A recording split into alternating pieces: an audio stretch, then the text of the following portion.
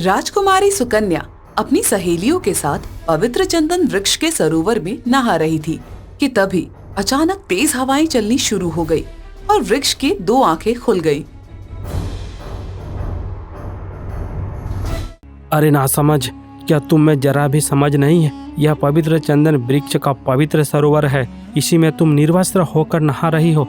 जाओ, मैं तुम्हें श्राप देता हूँ। जिस सुंदरता का तुम्हें इतना घमंड है, वह सुंदरता तुम्हारा साथ छोड़ देगी और तुम्हारा शरीर गंभीर रोगों से ग्रसित हो जाएगा। इतना कहकर पवित्र चंदन वृक्ष वहाँ से गायब हो जाता है। वहीं दूसरी ओर रतनगढ़ का राजा वीर सिंह राजकुमारी सुकन्या के रोग से परेशान है। देश विदेश से वैद्य आए, लेकिन कोई भी इस गंभीर रोग का इलाज नहीं कर सका। हे वैद्यराज, ये कैसी बीमारी है? दिनों दिन बढ़ता ही जा रहा है। क्या इसका कोई इलाज है आपके पास?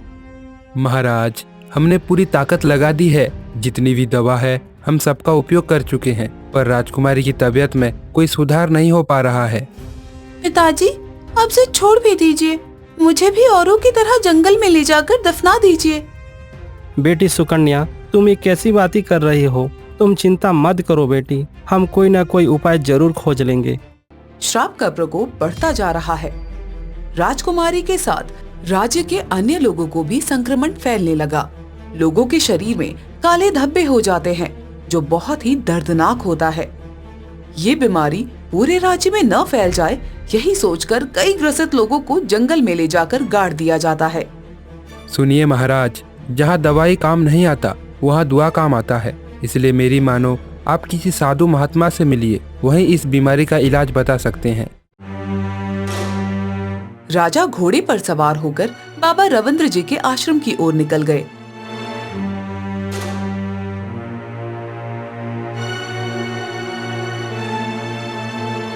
हे महान तपस्वी, आप मेरा प्रणाम स्वीकार कीजिए। मैं रतनगढ़ का राजा वीर सिंह आपकी शरण पर आया हूँ।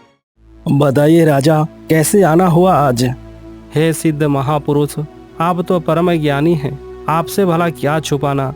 राजकुमारी सुकन्या एक वृक्ष के श्राप से ग्रसित है। रोग का संक्रमण से अन्य लोग भी प्रभावित हैं। लोग लगातार अपनी जान गंवा रहे हैं। अगर वक्त रहते इस पर काबू नहीं पाया गया तो पूरे राज्य को ही खा जाएगा। इसलिए हे मुनिवर, मुझे कोई उपाय बताइए। हर समस्या का समाधान है राजा, हर रोग का इलाज है, परंतु परंतु परंतु क्या बाबा?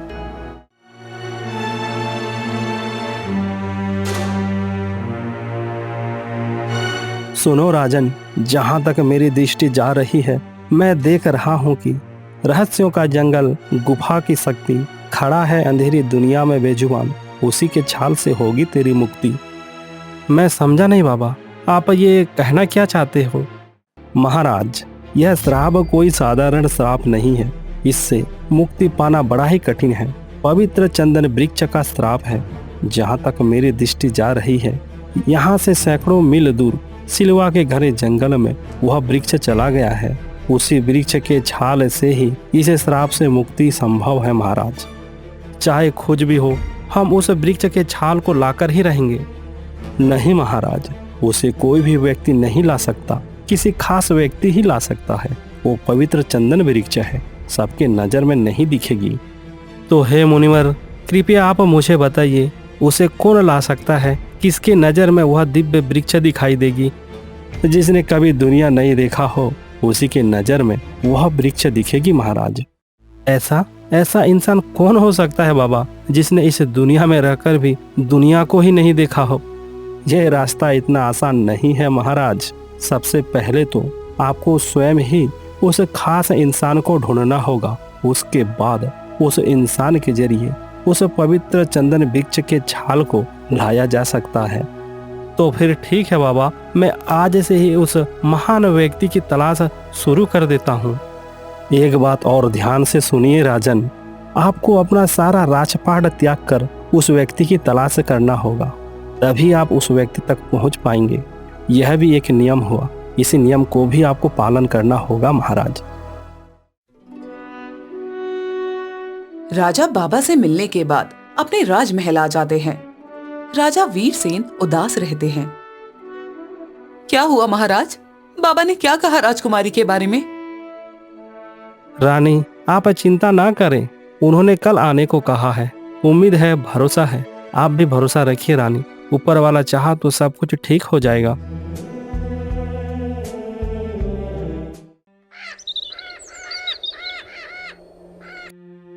राजा अपना भेष बदलकर अपने राज्य में ऐसे इंसान को खोजना शुरू करता है जिसने कभी दुनिया नहीं देखी हो।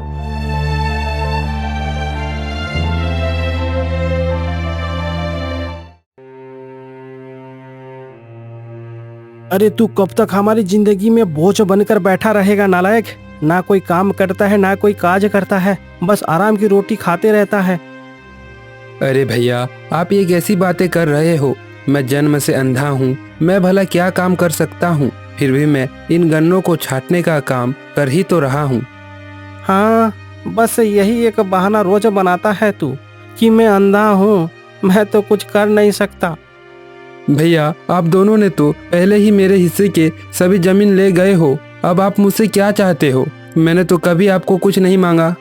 देखो तो कैसे जुबान चलाता है, हाथ पैर तो चलते नहीं, आंख से तो दिखती नहीं, लेकिन जुबान बहुत तेज चलती है तेरी। तो पनौती है, तेरे रहते हमारा कोई भी काम सही से नहीं होता। जब भी तुझे देखता हूँ कोई ना कोई समस्या आ ही जाता है। तू अभी की अभी निकल जा हमारे घर से। अगर तू हमारे घर में रहेगा तो ऐसे ही हमारे साथ अनहोनी होता रहेगा। तू अपशगुन है, निकल यहाँ से। मोहन को उसके दोनों बड़े भाइयों ने घर से बाहर निकाल दिया। मोहन अपने गन्नों को लेकर गांव-गांव बेचना शुरू कर देता है।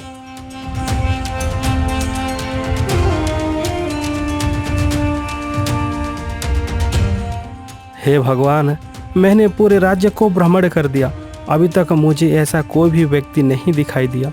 जिसको भी पूछो इसका जवाब किसी के पास ही नहीं है। अब मैं क्या करूं? हे भगवान, मुझे कोई रास्ता दिखा। राजा आज भी उदास होकर राजमहल की ओर लौट रहे थे कि तभी रास्ते में उन्होंने देखा कि एक अंधा लड़का सिर पर गन्ने के गठान को लेकर कहीं जा रहा था। अरे अरे, ये क्या है? ये मैं क्या देख रहा हूँ? एक अंधा व्यक्ति अपने सिर पर गन्ने के गठरी को लेकर एक कहाँ जा रहा है? अरे रे, कहाँ जा रहे हो लड़के? जरा ठहरो तो। मैं और कहाँ जाऊंगा महाशय, बस ये गन्ना बेच रहा हूँ, इससे कुछ पैसे मिल जाएंगे, मेरा गुजारा हो जाएगा। क्या? ये कैसा संभव हो सकता है? बिना देखे तुम कैसे हिसाब कर लेते हो? वैसे तुम्हारा नाम क्या बताया तुमने? मेरा नाम मोहन, आँख से अंधा पर मन से मैं दर्पण। हिसाब मेरा सच्चा है, जो दे तो ठीक, ना दे तो भी अच्छा है।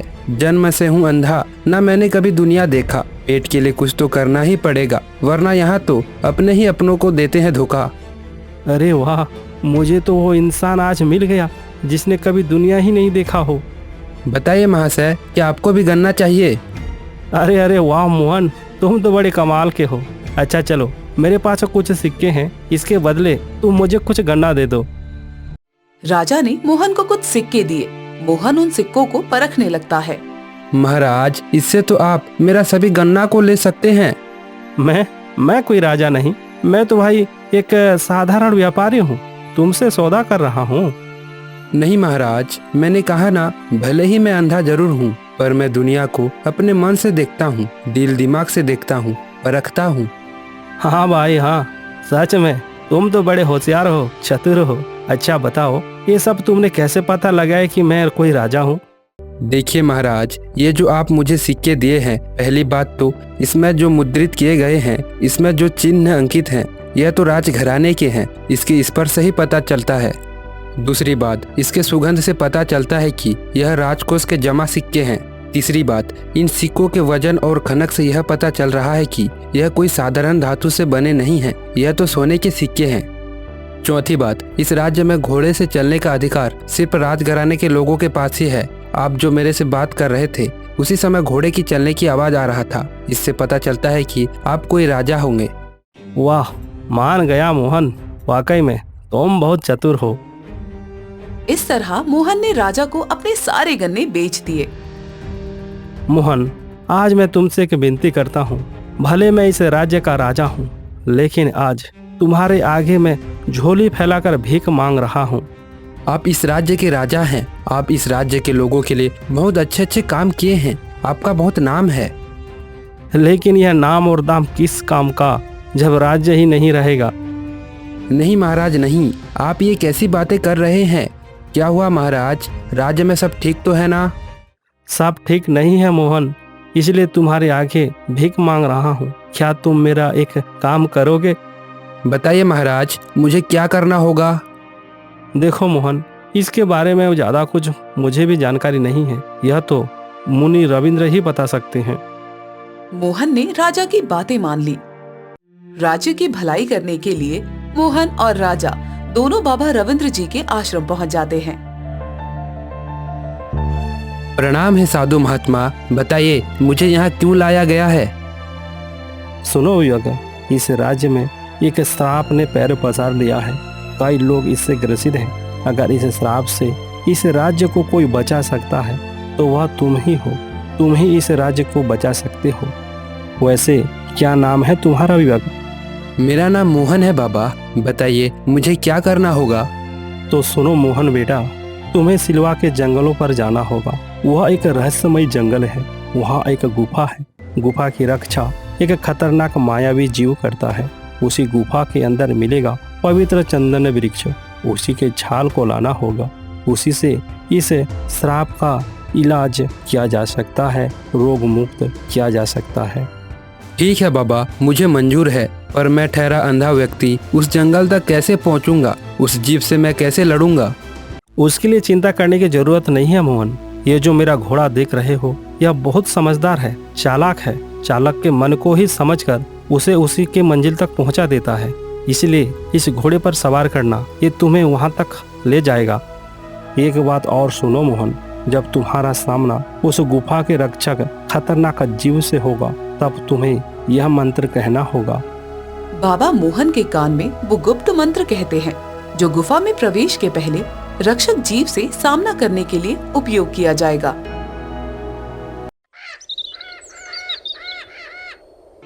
अगले दिन राजशाही तरीके से मोहन को घोड़े में बैठाकर विदा किया जाता है।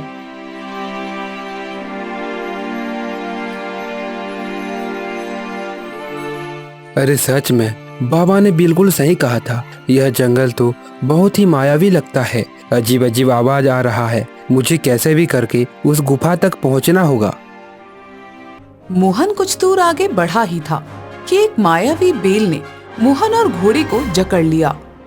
अरे अरे अरे, ये क्या नया मुसीबत है? यह किसने बांध दिया है हमें? कौन हो? क्या चाहते हो? हमें छोड़ दो। तुम इस जंगल में क्यों आए हो? क्या काम है तुम्हारा? देखो, आप जो भी हो, मैं आपको नहीं देख सकता, लेकिन मेरे मन को आप पढ़ सकते हो। हाँ, ये तो सही है। तुम तो नहीं देख सकते हो, फिर भी तुम इस जंगल में आए हो, यानी कि कोई बड़ा उद्देश्य लेकर आए होगे, पर यहाँ से आगे नहीं बढ़ पाओगे। मैं इस जंगल का रक्षक हूँ। हे मायावी जंगल के मायावी रक्षक, मुझे आगे जाने की आज्ञा दीजिए। इससे आगे तुम तभी बढ़ पाओगे जब तुम मेरे एक पहेली के जवाब दोगे। करती नहीं यात्रा 2 गज, फिर भी दिन भर चलती है। रसवंती है, नाजुक भी, लेकिन गुफा में हरदम रहती है। बताओ इसका उत्तर क्या है? इसका जवाब जीव है, जो हमेशा मुंह के अंदर रहकर हमेशा चलता रहता है। सही कहा है तुमने। अच्छा बताओ, तुम्हें इस जंगल से क्या चाहिए? मैं एक दिव्य चंदन वृक्ष की तलाश में आया हूँ। ठीक है, वह तुम्हें एक पुरानी गुफा में मिलेगा, लेकिन वहां तक पहुंचना इतना आसान नहीं है।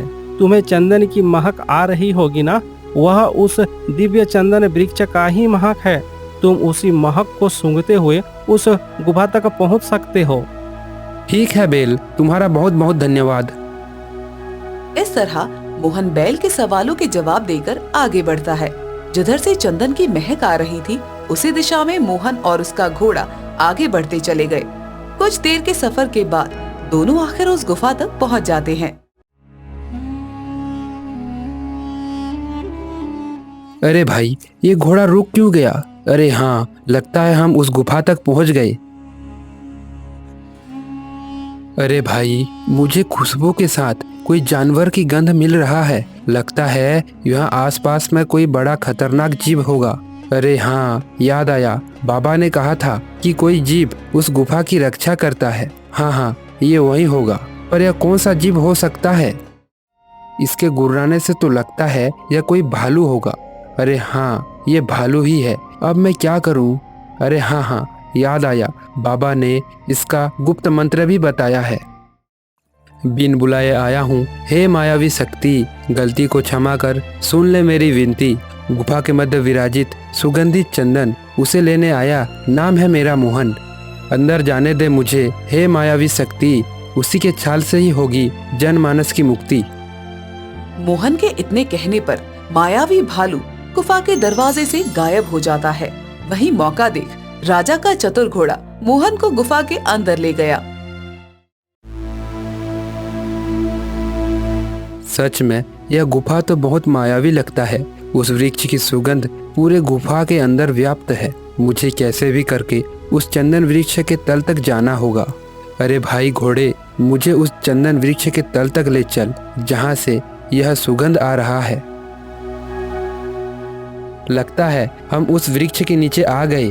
कहाँ है, किधर है वह पवित्र चंदन वृक्ष? घोड़ा थोड़ा और आगे चलता है और ठीक संजीवनी वृक्ष के नीचे पहुंच जाता है। मोहन उस पवित्र चंदन वृक्ष को छू लेता है।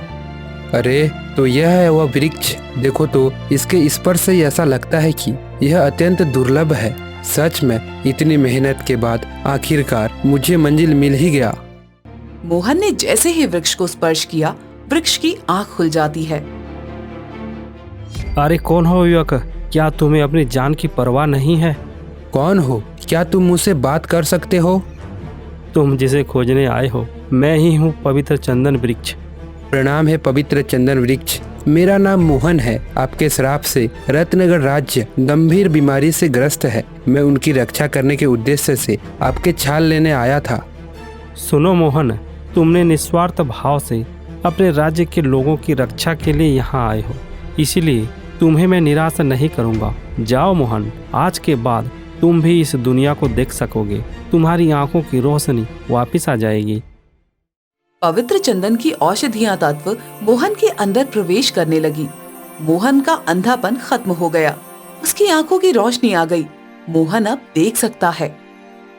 हे भगवान, हे ऊपर वाले, पता नहीं तेरा शुक्रिया अदा कैसे करूं। बरसों से तमन्ना थी कि मेरी आंखों की रोशनी आ जाए। बरसों से यही शिकायत थी कि तूने मुझे अंधा क्यों बनाया, लेकिन मुझे अंधा बनाने के पीछे का उद्देश्य कुछ और ही था। मैं आज समझ पाया।